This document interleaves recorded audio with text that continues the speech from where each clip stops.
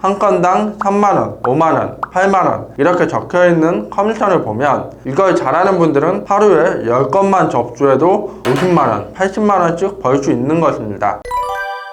이번 영상에서는 템핑, 디비센스, 에드팟, 에드풀 같은 제휴 마케팅 플랫폼 사이트에 나와 있는 커미션의 진실에 대해서 알려드리려고 합니다. 하나에 8만원, 3만원, 5만원으로 책정된 금액들이 어떤 원리로 정해지고 그리고 플랫폼은 얼마만큼의 커미션을 가져가는지 궁금하신 분들 또는 제휴 마케팅에 관심 있으신 분들께 도움이 될 정보를 준비했습니다. 저는 제휴 마케팅을 전업으로 시작해 한때는 제휴 마케팅 플랫폼을 직접 운영에 참여하기도 했습니다. 부업으로 제휴 마케팅을 하시는 분들이 플랫폼의 수익 구조가 어떻게 이루어져 있고 왜 굳이 플랫폼을 통해서 수익을 창출하는 걸까? 라는 궁금증을 가지신 분들이 분명히 있을 거예요. 이번 영상에서 그 부분에 대해서 자세히 설명드리겠습니다. 플랫폼은 광고주를 유치하고 그 광고를 마케터한테 노출을 시킵니다. 마케터는 관심 있는 광고주의 상품이나 서비스를 홍보해서 DB를 유입시키고 그에 따라서 커미션을 받는 구조입니다. 예를 들어서 한 건당 3만원, 5만원, 8만원 이렇게 적혀있는 커미션을 보면 이걸 잘하는 분들은 하루에 10건만 접수해도 50만원, 80만원씩 벌 수 있는 것입니다. 물론 하루에 몇백만원씩 벌어들이는 분들도 있고요. 저 역시 하루에 100만원 넘게 벌었던 날들이 많이 있습니다. 하지만 이렇게만 보면 제휴 마케팅 하면 무조건 돈을 번다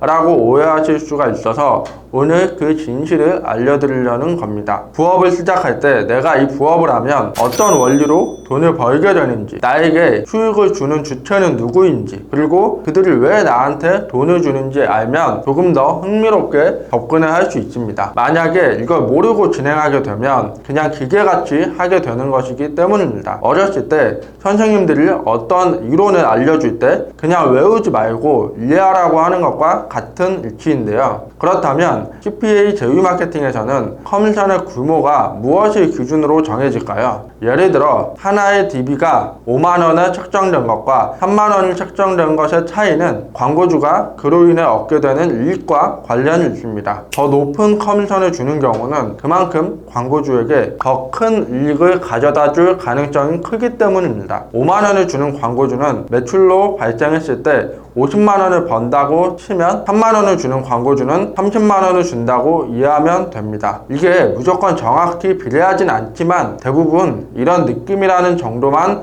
알아두시면 됩니다. 이때 우리에게 보이는 커미션은 제휴 플랫폼이 광고주에게 받은 금액에서 수수료를 뗀 금액입니다. 예를 들어 마케터한테 5만원으로 보이는 커미션은 사실 플랫폼이 광고주로부터 6만원에서 8만원 정도를 받고 있는 것입니다. 플랫폼은 중간에서 영업, 관리, 운영비를 책임지기 때문에 수수료를 받는 것이죠. 대부분 15%에서 30%를 받는 것으로 알고 있습니다. 그래서 동일한 광고주가 다른 플랫폼에 다른 가격으로 보이는 이유가 바로 이 수수료 차이 때문입니다. 어떤 곳은 이 수수료를 적게 가져가고 어떤 곳은 높게 가져갑니다. 또한 마케터가 홍보를 통해서 5만원짜리 DB를 10개 접수시켰다고 해서 무조건 50만원을 벌게 되는 것은 아닙니다. 이거에 대해서는 두 가지 알아야 할 점이 있는데요. 이걸 알아야 앞으로 장애물이 생겼을 때 좀 덜 당황하지 않을까 싶은데요. 첫 번째로는 여러분이 DB가 들어왔다라고 해서 모든 DB에 대해서 바로 커미션이 지급되는 것은 아닙니다. 통화가 성공적으로 이루어져야 커미션이 지급됩니다. 하지만 통화가 되었는데도 커미션이 거절되는 경우가 있는데요. 이때 마케터들이 플랫폼과 광고주의 계약 사항을 모르면 플랫폼이 불공정하다고 생각할 수도 있습니다. 혹은 사기를 치는 거 아니야? 라고 생각할 수도 있어요. 10개를 유입을 시켰는데 10개만큼의 커미션을 안 준 것으로 생각할 수도 있기 때문입니다. 그런데 이걸 알면 조금 이해가 되실 텐데요. 제휴 플랫폼과 광고주는 계약할 때 대부분 무효 조건과 AS 비율 같은 것을 정합니다. 예를 들어서 100건이 들어와도 결번이거나 외국인 또는 중복된 번호의 경우에는 유효하지 않은 건으로 처리가 됩니다. 그 다음이 정말 중요한데요. 또 AS 비율이라는 것은 부재건에 대해서 일정 비율의 커미션을 전화를 지급하는 방식입니다. 보통 접수를 했더라도 바로 전화를 받는 경우가 많지는 않습니다. 몇 번을 해봐야 받는 경우도 있고 나중이 되어서야 관심을 먼저 표현하는 고객도 있는 법이거든요. 그런 부분에 대해서는 대략 몇 %는 AS를 해주겠다 이런 얘기죠. 이런 부분은 플랫폼이 받는 수수료에서 빠지는 비용이라고 생각하시면 쉬울 것 같습니다. 정리를 하자면 무효 조건은 그냥 수집되지 않은 DB라고 치는 것이고 AS 비율까지 고려한 승인율에 맞춰서 커미션이 지급이 된다는 것입니다. 그래서 처음 시작하시는 분들이 승인 결과를 보고 풀을 주기도 하는데 이 정보를 알고 계신다면 처음부터 좀 더 예측 가능한 결과를 얻으실 수 있을 것입니다. 이런 말씀을 드리면 꼭 이런 질문을 하는 분들이 있을 건데요. 그러면 아무 번호나 넣어도 승인율만큼은 주는 건가요? 지인 번호 다 갖다 넣어도 되겠네요? 라고 말하죠. 이건 개인정보 유출에서도 심각한 범죄 행위고 이런 경우에는 승인율과 상관없이 다 무효 처리가 될 수 있으니까 절대로 이런 생각은 안 하시는 게 좋습니다. 그리고 없는 혜택을 있는 것처럼 만들어서 광고를 해가지고 DB가 유입되는 경우도 광고주가 몇 개 통화를 해보면 금방 들통나기 때문에 절대 이렇게 하시면 안 됩니다. 오히려 지금까지 정상적으로 유입한 DB에 대한 커미션도 다 몰수가 될 수 있고 법적으로 책임을 져야 할 수도 있습니다. 그러면 또 이런 궁금증이 생길 수도 있습니다. 첫 번째 말씀드린 것만 들으면 왜 그러면 플랫폼은 수수료만 얻지 말고 직접 광고까지 해가지고 모든 걸 하면 되지 왜 중개 역할만 하려고 하는 걸까? 라는 생각이 드실 수도 있어요. 그 이유는 간단합니다. 직방, 다방, 당근, 중고나라 이런 것들과 같은 원리라고 볼 수 있어요. 플랫폼이 가지고 있는 힘이 있기 때문입니다. 플랫폼화 했을 때 투자를 받을 수 있는 기능도 있고 이게 커졌을 때 매각이나 상장을 통해 한 단계 더 성장할 수도 있기 때문입니다. 무엇보다 중개 역할을 통해서 수익 창출을 더 매력적으로 느껴졌을 수도 있기 때문에 이렇게 하는 거라고 생각하시면 됩니다. 부동산으로 예를 들면 직거래로 하는 게 중개 수수료도 안 들고 좋은 거잖아요. 그런데 굳이 공인중개사를 통해서 거래를 하려고 생각하는 것과 비슷하다고 생각하시면 됩니다. 그래서 중개 역할을 해주는 플랫폼들이 많이 있는 것이겠죠. 제휴 플랫폼 사이트를 운영하는 것도 중간에서 관리를 하면서 매출을 일으키고 플랫폼으로 덩치를 키우는 것에 더 매력이 있는 사업이라고 생각해서 운영을 하는 것이라고 생각하시면 됩니다. 두 번째는 바로 매출과 수익의 차이입니다. 만약에 여러분들이 블로그나 카페나 오픈 채팅방 등을 통해서 DB를 수집을 했다면 그건 100% 순수익이지만 광고를 사용해서 홍보했다면 그 광고비를 매출에서 빼야 합니다. 광고를 이용한 마케팅을 하실 때는 승인율과 광고비를 함께 고려해서 DB를 수집을 해야 합니다. 만약에 광고비 없이 홍보 활동을 할 수 있는 블로그를 미리 키워놨거나 카페를 운영하거나 오픈 채팅방이나 밴드, 페이스북 페이지, 인스타그램 등을 보유하고 있다면 순수익이 100%라고 할 수 있습니다. 근데 만약에 그런 게 준비되어 있지 않더라도 광고할 수 있는 기술이 있다면 바로 DB 유입을 위한 활동을 할 수 있다고 생각하시면 됩니다. 대신에 내가 쓴 광고비보다 커미션을 더 많아야 이익을 얻을 수 있겠죠. 이 부분을 이해를 하셔야 시작하실 때 도움이 되실 겁니다. 지금까지 제휴 마케팅 수익 내는 방법이 아닌 CPA 제휴 마케팅이나 제휴 플랫폼을 활용하는 데 있어서 잘 모르는 부분을 제가 한번 담아봤습니다. CPA 제휴 마케팅을 처음 접하시는 분들이 신세계처럼 느낄 수 있지만 꾸준한 노력 없이는 성과를 내기가 어렵습니다. 이번 영상은 제휴 마케팅의 실제 구조와 운영 방식을 이해하시고 당황스러운 상황에서도 유연하게 대처하실 수 있도록 도움을 드리고자 준비했습니다. 앞으로도 제 경험을 바탕으로 유익한 정보들을 계속 전달드릴 예정이니까